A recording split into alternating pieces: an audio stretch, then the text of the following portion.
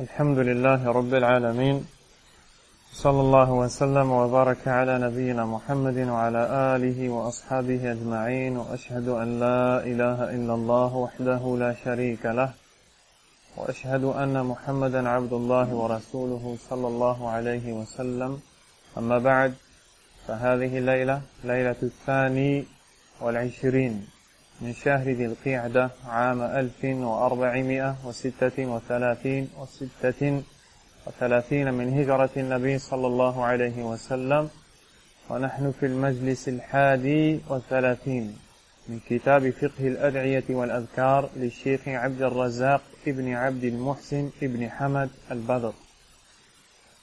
Nous sommes le 5 septembre 2015 et on se réunit dans la 31e assise de l'étude de la compréhension des invocations et rappels du Cheikh Abd al-Razaq al-Badr.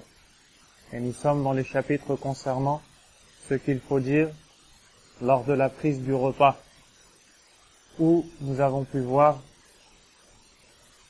qu'il est demandé aux musulmans de citer le nom d'Allah subhanahu wa ta'ala, de se réunir en mangeant, de ne pas manger de façon individuelle, mais plutôt collective. Et ceci est une cause de baraka, de bénédiction d'Allah, pour être rassasié. On a vu que les compagnons se sont plaints au prophète sallallahu alayhi wa sallam, inna na'kulu wa la nashba'. Nous mangeons, mais nous ne sommes pas rassasiés au messager d'Allah. Le prophète sallallahu alayhi wa sallam leur a dit, fala'allakum taftariqun, vous vous séparez lors de la prise du repas. Les compagnons radiyallahu anhum ont dit na'am, oui. Et le prophète sallallahu alayhi wa sallam leur a dit fajtami'u ala ta'amikum wadhkuru ismallahi alayhi yubarak lakum fi.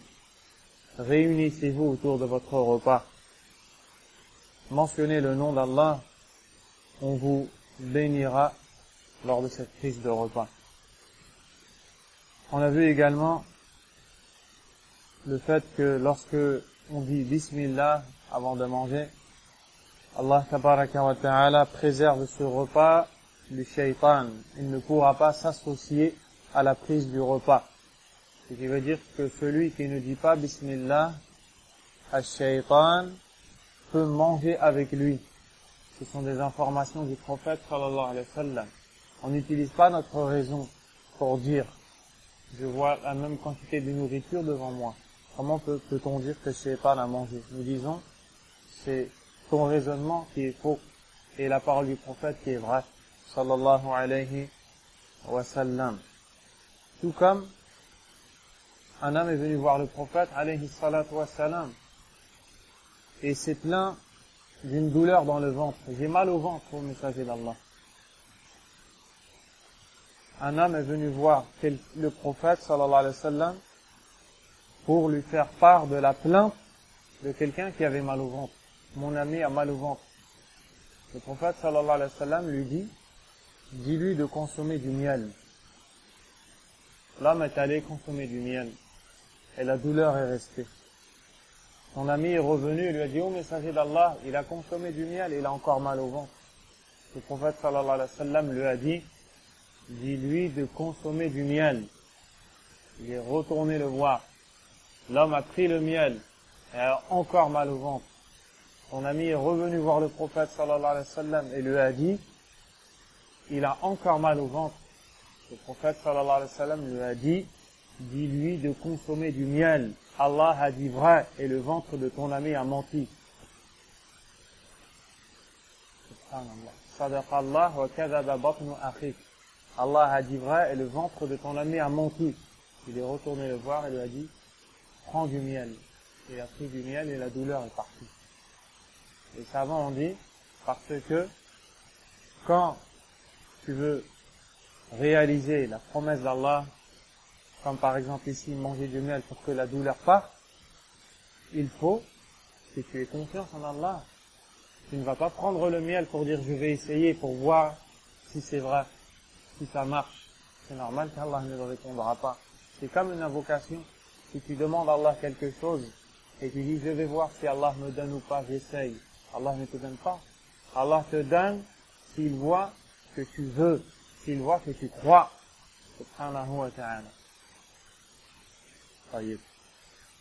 Dans un autre hadith, dont nous n'avons pas encore parlé, il est rapporté que lorsque le diable, le shaitan, voit que le musulman rentre chez lui sans dire Bismillah, il ouvre la porte et il rentre.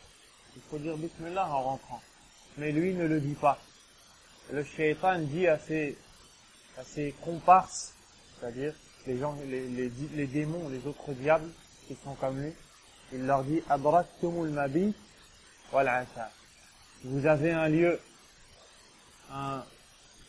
où passer la nuit et vous avez de quoi manger ici. C'est-à-dire que lorsque tu rentres chez toi, lorsque le musulman rentre chez lui, s'il ne dit pas Bismillah en rentrant, et s'il ne dit pas Bismillah en mangeant, le diable, Ash-Shaytan, appelle les autres diables et leur dit venez, ici il y a de la nourriture pour vous. Et ici il y a une maison. Vous cherchez à dormir, rentrez dans cette maison, il n'a pas dit Bismillah. Subhanallah. Regardez l'importance de dire Bismillah pour entrer à la maison. Il ne fait pas partie de la sunna de dire Bismillah ar-Rahman ar-Rahim. Ça c'est faux. Il faut dire Bismillah. Tout simplement. Il ne faut pas dire Bismillah ar-Rahman ar-Rahim. Comme quand tu récites le Coran. Mais tu t'arrêtes à la parole Bismillah. Dans le cas où le musulman a commencé à manger, et il voit qu'il a oublié, il n'a pas dit Bismillah, que fait-il? Que doit-il faire? Est-ce qu'il continue à manger sans rien faire, ou il doit rattraper cette parole? La réponse, ce qui est rapporté par l'imam Abu Daoud et d'autres, et ça a été authentifié par le savant l'imam Al-Albani rahimahumullah. Dans le hadith, Aïcha, l'épouse du prophète sallallahu alayhi wa sallam, nous dit قال رسول الله صلى الله عليه وسلم إذا أكل أحدكم فليذكر اسم الله تعالى فإن نسي أن يذكر اسم الله تعالى في أوله فليقل بسم الله أوله وآخره. Le prophète sallallahu alayhi wa sallam dit quand l'un d'entre vous mange, qu'il mentionne le nom d'Allah, c'est-à-dire avant de manger, qu'il dise Bismillah. Si il oublie de mentionner le nom d'Allah au début, qu'il dise alors Bismillah awwalahu wa akhirahu, c'est-à-dire lorsque tu manges et que tu as oublié de dire Bismillah, tu dis Bismillah awwalahu wa akhirahu, c'est-à-dire Bismillah au nom d'Allah au début et à la fin. Ici, tu comprends que tu dois dire Bismillah au début, avant de manger. Tu dis Bismillah. Et si tu as oublié pendant que tu manges, c'est comme si que tu te rappelais et que tu disais j'ai oublié. Mais dès maintenant je dis Bismillah et c'est valable pour le début comme pour la fin. Et Allah tabaraka wa ta'ala récompense le serviteur. Ensuite, le musulman a fini de manger. Qu'est-ce qu'il doit faire quand il a fini de manger? Il doit encore citer le nom d'Allah subhanahu wa ta'ala. Et l'imam Muslim rahimahullah a rapporté, selon le compagnon Anas ibn Malik radiyallahu anhu. Anas ibn Malik était le servant du prophète sallallahu alayhi wa sallam. Il a travaillé chez le prophète alayhi salatu wa sallam pendant 10 ans. Et il a vu beaucoup de choses chez lui. Ici, Anas ibn Malik nous dit قال رسول الله صلى الله عليه وسلم إن الله لا يرضى عن العبد أن يأكل الأكلة فيحمده عليها أو يشرب الشربة فيحمده عليها. Le prophète sallallahu alayhi wa sallam dit Allah est satisfait de son serviteur. Allah est satisfait de son serviteur qui avale une bouchée puis qui dit Alhamdulillah, qui boit une gorgée et dit Alhamdulillah. Et Allah est content de toi. Allah est satisfait de toi. Il aime ce que tu fais. Tu prends un morceau de pain, tu finis de le manger, tu dis Alhamdulillah, Allah tabaraka wa ta'ala est satisfait de toi. Il agrée ton acte. Tu prends une gorgée d'eau, tu dis Bismillah au début, Alhamdulillah à la fin, Allah subhanahu wa ta'ala est satisfait de toi. On comprend que parmi les attributs d'Allah, la satisfaction, Allah azza wa jal se met en colère contre ceux qui méritent sa colère et est satisfait de ceux qui font le bien. Comme ici, ceux qui disent Alhamdulillah, Allah azza wa jal est satisfait d'eux. Et il y a plusieurs façons de prononcer Alhamd, de prononcer la louange. Il y a plusieurs récits, plusieurs hadiths où on nous enseigne la façon de le dire. Des fois, on dit simplement Alhamdulillah. Des fois, on peut dire Alhamdulillah et rajouter d'autres paroles. Celui qui peut apprendre les paroles supplémentaires, c'est très bien pour les récompenses et les hasanats. Et ce n'est pas difficile. Si tu prends les livres des invocations et que chaque jour tu récites l'invocation, tu la lis. À chaque fois après manger, tu prends le petit livre, tu l'ouvres et tu apprends, tu récites, il va venir un jour où tu n'auras plus besoin du livre. Car elle va rentrer dans ta tête, même si ça doit prendre 1 an, ça ne te coûte rien. Et à la fin, tu as suivi la sunna du prophète sallallahu alayhi wa sallam. Parmi les manières de dire, de remercier Allah et de le louer après manger, un hadith qui est rapporté par l'imam Abu Daoud et d'autres, selon le compagnon Mu'adh ibn Anas, radiyallahu ta'ala anhu, أن رسول الله صلى الله عليه وسلم قال: من أكل طعاما ثم قال: الحمد لله الذي أطعمني هذا الطعام ورزقنيه من غير حول مني ولا قوة غفر له ما تقدم من ذنبه. Le prophète sallallahu alayhi wa sallam dit: celui qui mange un repas et qui dit loué soit Allah, celui qui m'a nourri, celui qui m'a offert cette nourriture et m'en a pourvu, sans force de ma part, ni puissance, ses péchés passés lui seront pardonnés. Tu dis Bismillah au début, le shaitan te suit, il s'éloigne de toi. Quand tu as fini de manger, tu dis Alhamdulillah, Allah est satisfait de toi. Et quand tu rajoutes ces paroles-là, tes péchés sont pardonnés. Qu'est-ce que tu as fait? Tu as fait le hajj, tu as mangé. Donc tu vois qu'Allah tabaraka wa ta'ala peut te pardonner et tu peux gagner énormément de hasanat, de récompenses, rien qu'en mangeant. Rien qu'en mangeant. Subhanallah.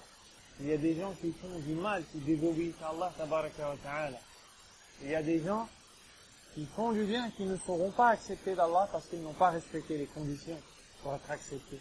Et il y a des gens qui étaient assis, qui ont mangé, et Allah leur a pardonné. Subhanahu wa ta'ala. Et Allah est satisfait d'eux. Subhanahu wa ta'ala. Tout ceci à condition de suivre le prophète alayhi salatu wa salam. De suivre la sunna. De ne pas dire j'ai une bonne intention et comme mon intention est bonne, je peux faire ce que j'ai jugé bon. Il ne faut pas faire ça dans l'islam. Dans l'islam, on apprend. Le prophète a dit, alayhi salatu wa salam, on fait.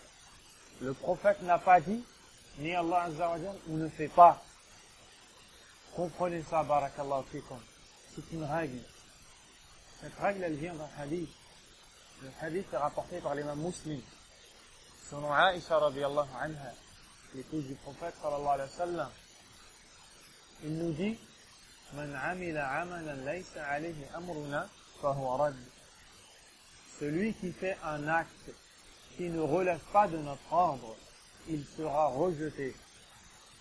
Si tu fais quelque chose qu'Allah Azza wa Jalla n'a pas demandé, que le prophète sallallahu alayhi wa sallam n'a pas demandé, même si tu as la meilleure intention, Allah Azza wa Jalla ne l'acceptera pas, parce qu'il ne l'a pas demandé.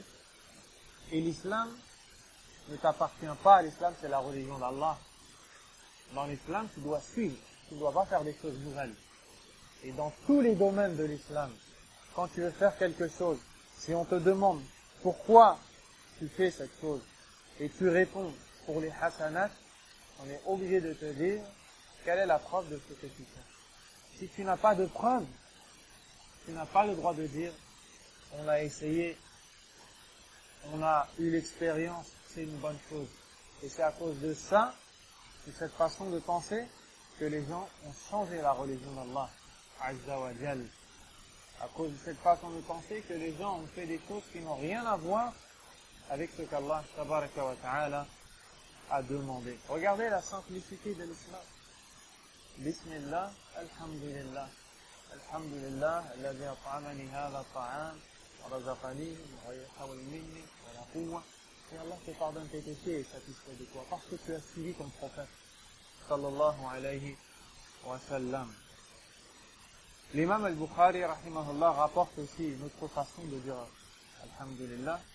عن أبي أمامة الباهلي رضي الله عنه أن النبي صلى الله عليه وسلم كان إذا رفع مائدته قال الحمد لله كثيرا طيبا مباركا فيه غير مكي ولا مودع ولا مستغنى عنه ربنا. الحمد لله. Le prophète sallallahu alayhi wa sallam disait, lorsqu'il levait son repas, c'est-à-dire après avoir mangé, il disait ces paroles. Alhamdulillahi kathiran tayyiban mubarakan fi. La louange revient à Allah. La louange qui est bonne et bénie. La baraka vient d'Allah, la louange est à Allah, la louange qui est bonne et bénie. On ne se contente pas de cette louange et on ne s'en passe pas. C'est-à-dire, on a mangé, on a dit Alhamdulillah, ça ne suffit pas. On a besoin de dire Alhamdulillah encore, encore et encore. Tant qu'Allah nous donne, et même s'il ne nous donne pas, on doit toujours dire Alhamdulillah, et on ne se contente pas de l'avoir dit une fois ou deux fois ou 10 fois. Et on ne peut pas se passer du bienfait d'Allah, tabaraka wa ta'ala.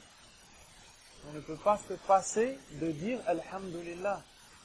C'est pour cela qu'un des pieux prédécesseurs a dit à quelqu'un, dis Alhamdulillah, Allah t'a donné beaucoup, dis Alhamdulillah.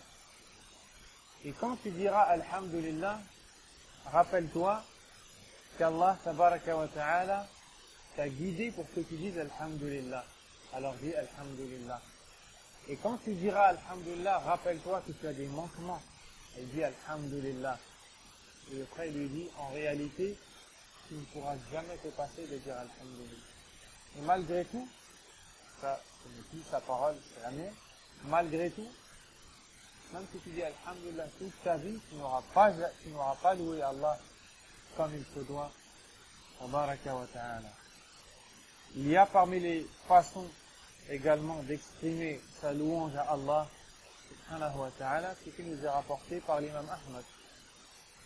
عن عبد الرحمن بن جبير أنه حدثه رجل أي كلمه رجل خدم رسول الله صلى الله عليه وسلم 8 سنين أنه كان سمع رسول الله صلى الله عليه وسلم إذا قرب إليه الطعام يقول بسم الله وإذا فرغ قال اللهم أطعمت وأسقيت وأغنيت وأقنيت وهديت وأحييت فلك الحمد على ما أعطيت. Dans ce récit, Abdurrahman ibn Jubayr nous dit qu'un homme qui a été au service du prophète pendant 8 ans, alayhi salatu wassalam. En 8 ans, il a eu le temps de voir des choses. Est venu le voir et lui a dit que le prophète sallallahu alayhi wa sallam disait, quand on lui apportait le repas, c'est avant de manger, on lui apportait le repas, il disait Bismillah. Puis quand il avait fini de manger, sallallahu alayhi wa sallam, il disait Allahumma at'amta wa asqaita. Oh Allah, tu nous as donné à manger, tu nous as donné à boire. Wa aghnayta wa aqnayta. Tu as enrichi, et l'autre je ne sais pas comment le traduire.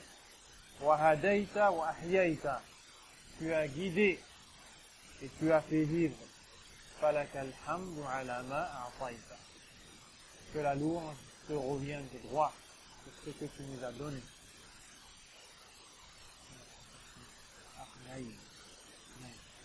Donc c'est comme si que tu disais, oh Allah, après avoir mangé, tu as fini de manger, tu n'as plus faim. Tu dis, oh Allah, c'est toi qui m'as donné à manger, c'est toi qui m'as donné à boire, c'est toi qui m'as enrichi, c'est toi qui m'as guidé à l'islam. C'est grâce à toi là que je dis Alhamdulillah. Toi qui nous as fait vivre. Alors tu mérites la louange. Alhamdulillah. Également, le musulman qui jeûne, le musulman qui fait l'adoration du jeûne, as-siyam, saum.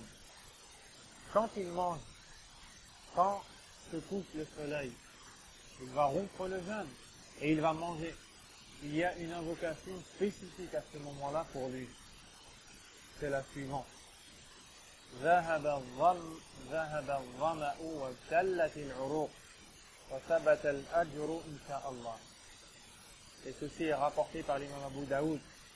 Quand le prophète sallallahu alayhi wa sallam rompait le jeûne, donc toute la journée il n'a pas mangé, il n'a pas bu, pendant Ramadan, ou le lundi, le jeudi et les autres jours où il avait l'habitude de faire le jeûne, de ne pas manger, de ne pas boire, alayhi salatu wa salam, du lever du soleil au coucher.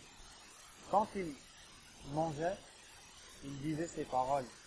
ذهب الظمأ وابتلت العروق وثبت الأجر إن شاء الله. C'est-à-dire la soif en est allée. On n'a plus soif. On a bu. Et maintenant, nous n'avons plus soif. Les veines se sont hydratées. Les veines se sont hydratées. C'est-à-dire maintenant, il y a dans les veines, il y a du sucre, il y a de la nourriture. Toute la journée, on n'avait rien dans le corps. Maintenant, Allah nous a donné. Et la récompense est attendue. On a jeûné, maintenant on a mangé, on a bu, et on attend d'Allah la récompense. Donc il y a plusieurs invocations et le musulman doit essayer de les apprendre. Il doit essayer de prendre ses livres et de donner un peu de temps dans sa journée. Il répète, il choisit une invocation. Il commence s'il veut par celle qui est la plus courte. Il la lit plusieurs fois, il la répète, jusqu'à ce qu'il la mémorise et qu'il puisse être capable de la réciter sans pour autant lire le livre. Ensuite, il passe à une deuxième. S'il fait comme ça, au bout de quelques mois, il va voir qu'il a appris énormément de paroles du prophète, sallallahu alayhi wa sallam. L'imam Muslim, rahimahullah, rapporte cette invocation qu'il faut dire pour celui qui t'a nourri. Maintenant, quelqu'un qui t'a donné à manger, il t'a invité chez lui, et il t'a invité à manger. Tu avais faim, il t'a donné à manger, il t'a donné à boire.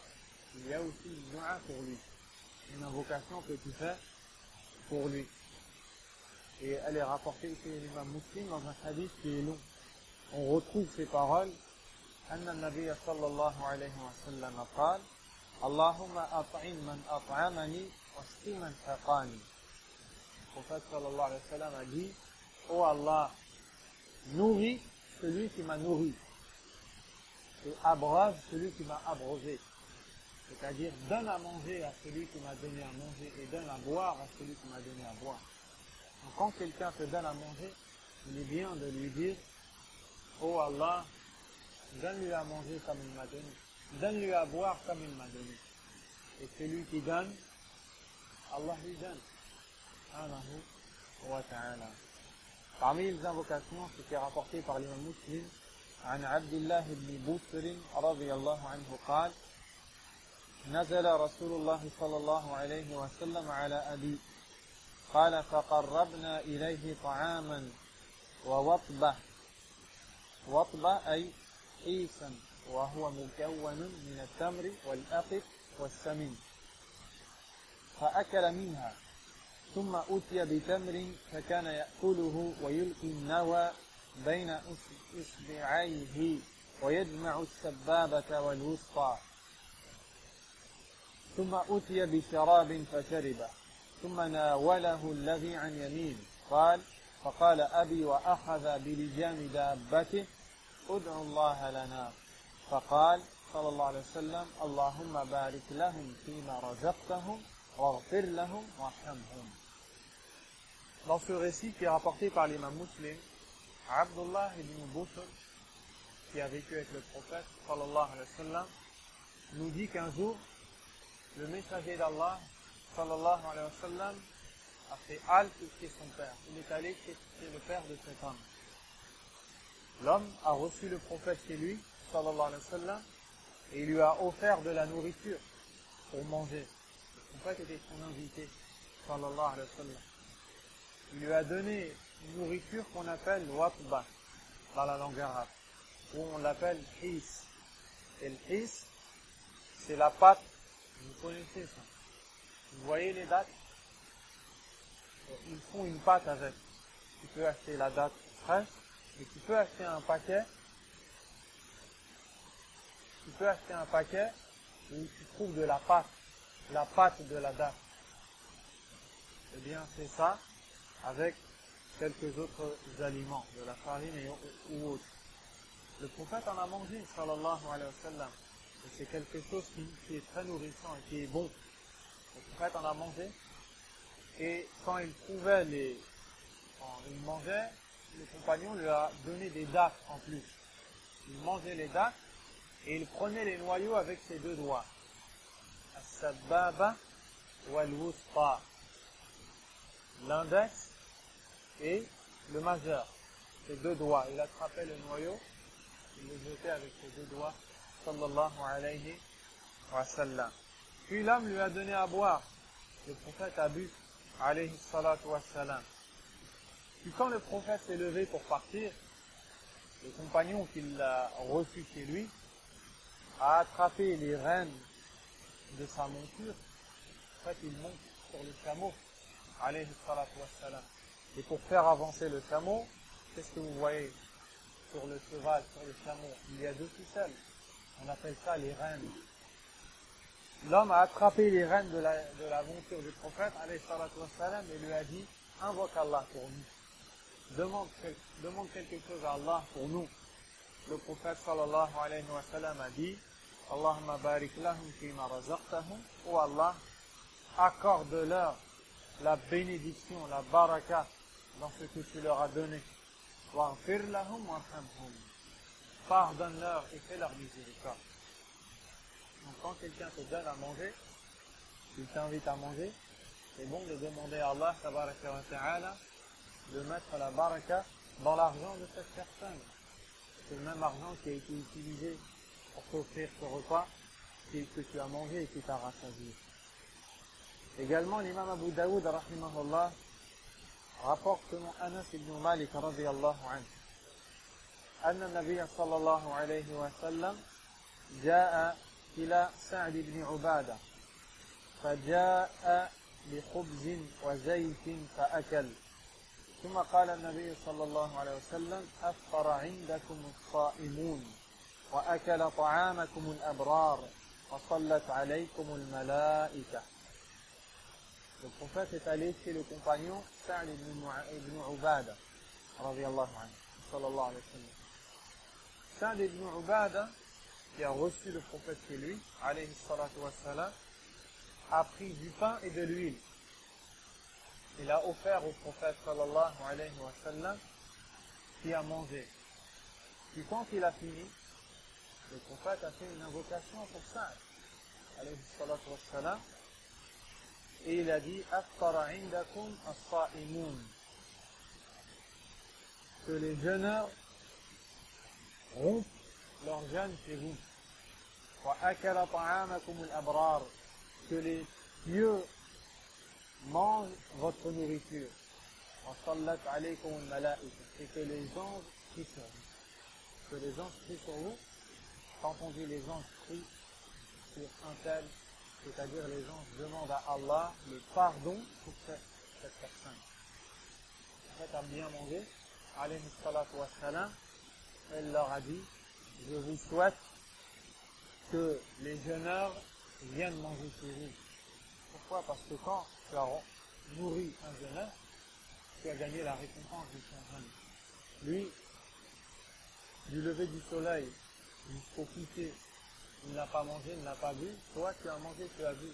Peut-être que tu as trop mangé, tu as trop bu.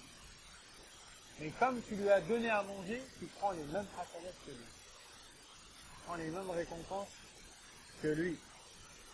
Donc le prophète, alayhi salatu wassalam, sait faire les bonnes invocations.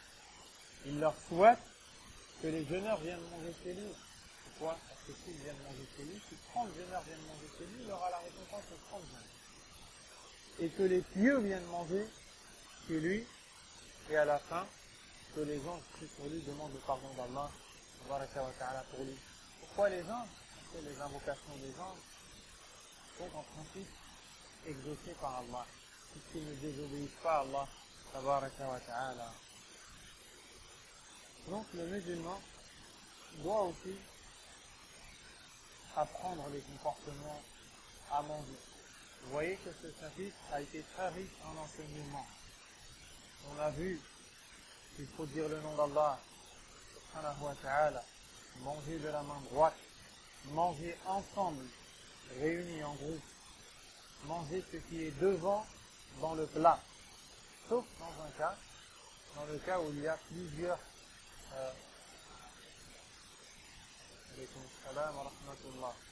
sauf dans le cas où il y a plusieurs nourritures, comme dans les salades. Tu as le droit de prendre un peu partout. Car celui qui t'a offert ce repas l'a fait parce que tu manges de tout. Comme dit le Cheikh Al-Uthaymin, rahimahullah. L'importance de citer le nom d'Allah, si on oublie de le dire, même à la moitié, même avant la fin, on a vu l'importance de louer Allah et que c'est la cause du pardon des péchés. On a vu plusieurs façons de louer Allah. On a vu qu'on doit demander à Allah la baraka, le pardon, invoquer Allah pour celui qui nous offre un repas et beaucoup de choses. L'imam Ahmad, rahimahullah, un grand imam de l'islam, a dit إذا جمع الطعام أربعا فقد كمل. Si le repas réunit 4 choses, il sera un repas complet. Il ne parle pas ici de la nourriture, de la nutrition, mais un repas complet c'est Allah, quelque chose de bon, de béni, de bien. Il dit إذا ذكر اسم الله في أوله وحمد في آخره وكثرت عليه الأيدي وكان من حل. Si le nom d'Allah est cité au début du repas, si Allah est loué à la fin du repas, et s'il y a beaucoup de mains qui sont associées dans ce repas, c'est-à-dire plus on est, mieux c'est. Et que ce repas soit licite, ou avec de l'argent licite. Donc si le nom d'Allah est prononcé avant de manger, si Allah est loué après avoir mangé, s'il y a plusieurs personnes qui mangent ensemble et qu'elles mangent quelque chose de pur, une bonne subsistance, ce repas est complet. Il est bon si Allah tabaraka wa ta'ala en est satisfait. Et c'est ainsi que s'achève le chapitre sur ce qu'il faut dire en mangeant. Bab Ma warada fi salam, chapitre suivant, concernant le salut, le salam. Vous savez que le musulman, Allahumma inna saqani. Vous savez que le musulman doit saluer son frère. Qu'est-ce qu'il est rapporté comme comportement dans le salut? Ce que vous allez voir, Inch'Allah Ta'ala, c'est l'objet de ce chapitre. La salutation en islam, As-salam, Assalamu alaykum wa rahmatullahi wa barakatuh. La salutation en islam renforce les liens qui unissent les croyants et consolide leur fraternité. C'est une bénédiction d'Allah subhanahu wa ta'ala.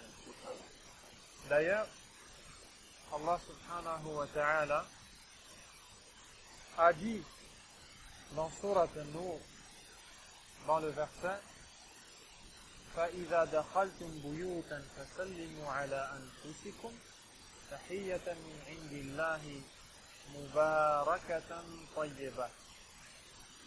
Dans le sens rapproché du verset, quand donc vous entrez dans des maisons, adressez-vous mutuellement des salutations venant d'Allah, bénis et agréables. Bénis et agréables. Allah tabaraka wa ta'ala nous demande ici de répandre le salam, la salutation de l'islam. Le Cheikh Abdul Razak al-Badr dit وَهُوَ تَحِيَّةُ أَهْلِ الْجَنَّةِ يُحَيِّيهِمْ بِهَا الْمَلَائِكَةُ الْكِرَامِ. La salutation Assalamu alaykum est la salutation qui sera dite par les anges aux gens du paradis pour les accueillir.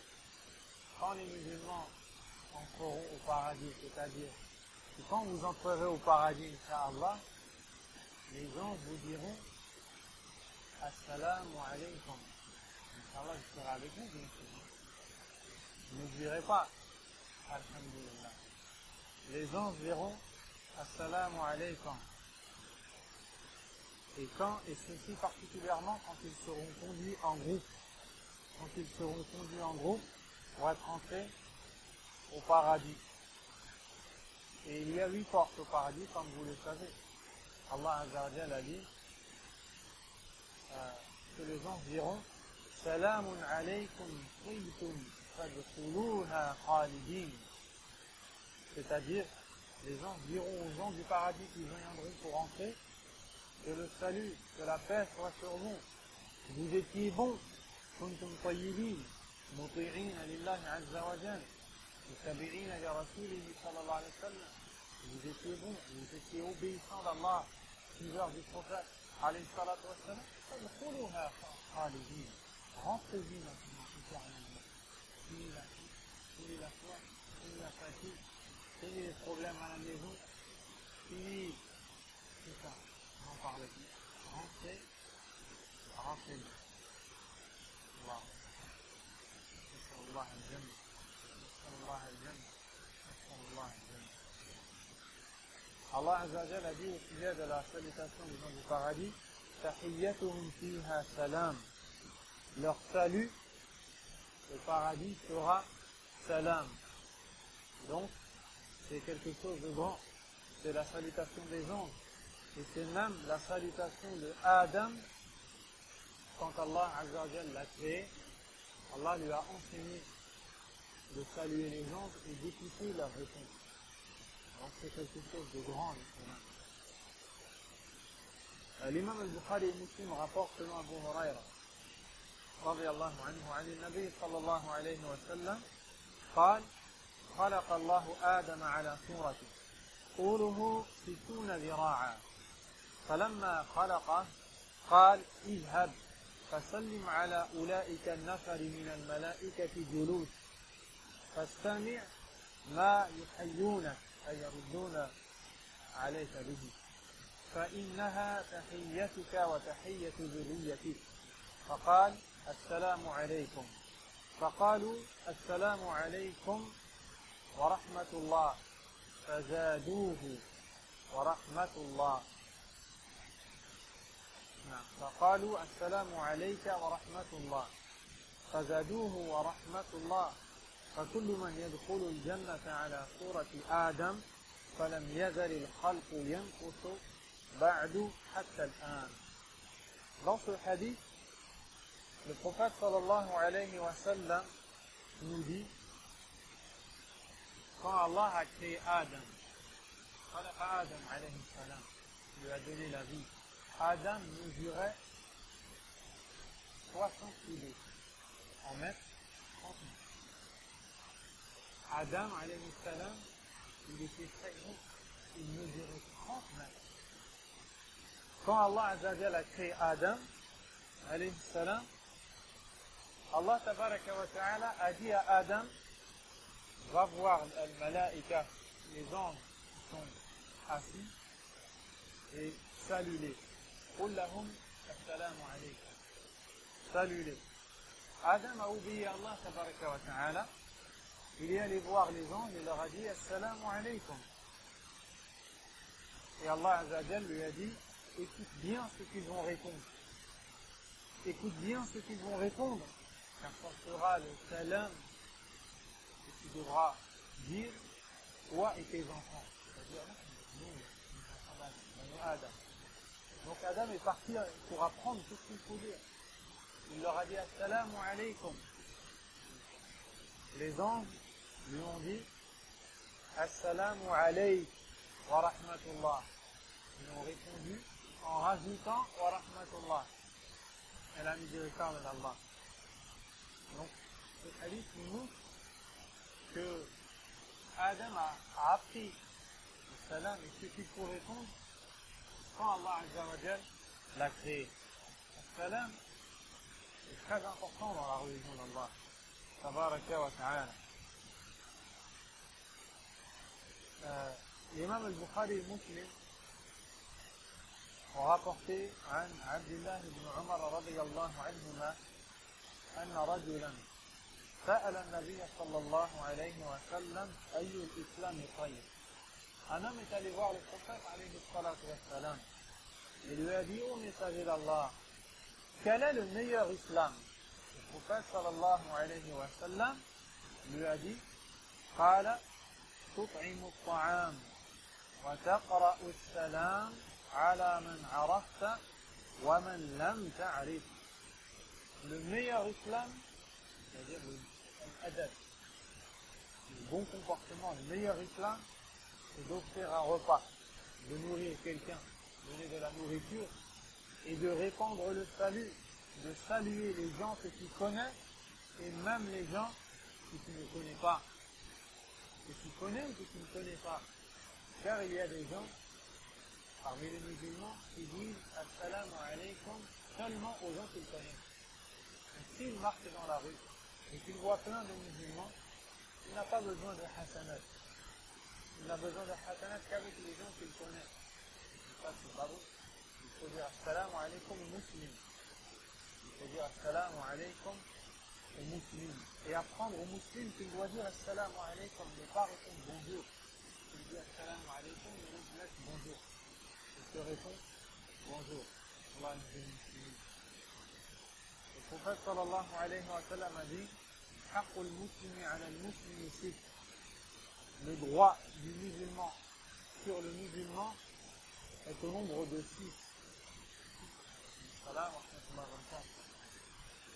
C'est-à-dire que tu dois aux musulmans 6 choses.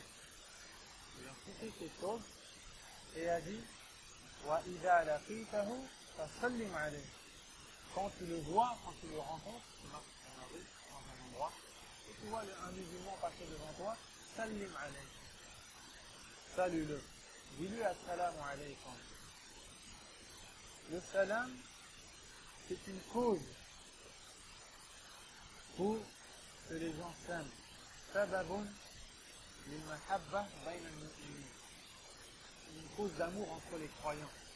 قال صلى الله عليه وسلم لا تدخلوا الجنة حتى تؤمنوا.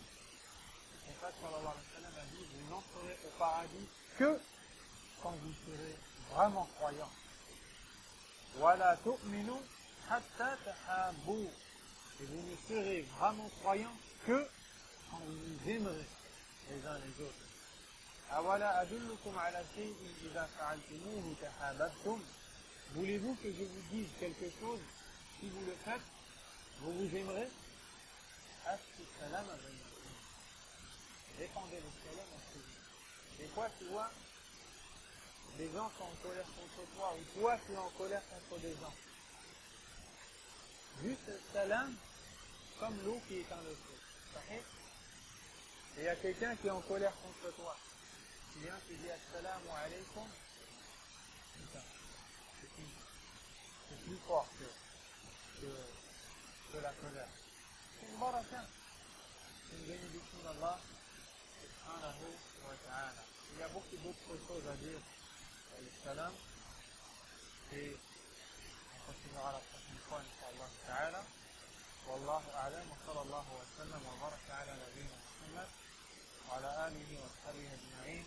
سبحانك اللهم وبحمدك